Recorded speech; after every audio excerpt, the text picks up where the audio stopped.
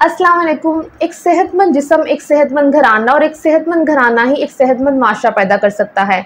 आज की अपनी वीडियो में मैं बात करने जा रही हूँ कि किस तरह से आप जो है वो बहुत सी बीमारियों से बच सकते हैं जब आप अपनी हेल्दी लाइफ को मेंटेन रखेंगे। और वो किस तरह से कर सकते हैं।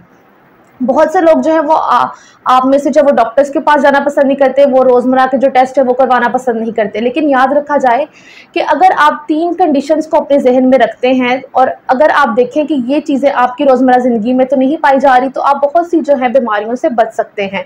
सबसे पहली चीज़ क्या है? सबसे पहली चीज़ है ओबेसिटी यानी मोटापा।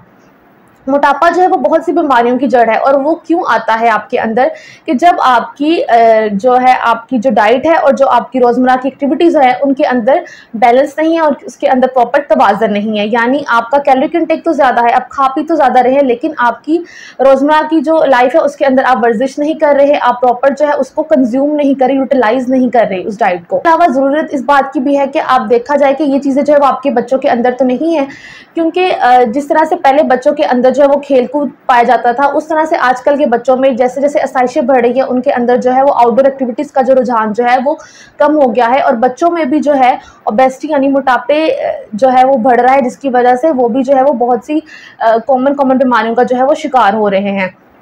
इसके अलावा दूसरी जो चीज़ है वो ये है कि आपने अपनी डाइट को जो है वो मद्देनज़र रखना है कि आपकी डाइट पे किस तरह का जो इंटेक वो ज़्यादा है।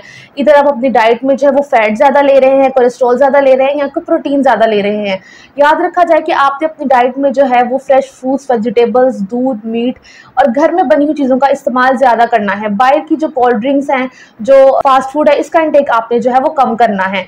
इसके अलावा जो तीसरी बड़ी चीज़ है वो है स्मोकिंग।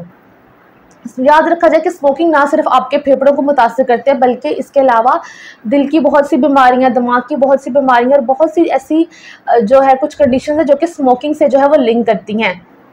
और याद रखा जाए कि स्मोकिंग ना सिर्फ सिगरेट में होती है, बल्कि बहुत सी इलेक्ट्रॉनिक डिवाइसेस जिसे वेप कहते हैं, इन सब में जो है वो तंबाकू ही मौजूद होता है।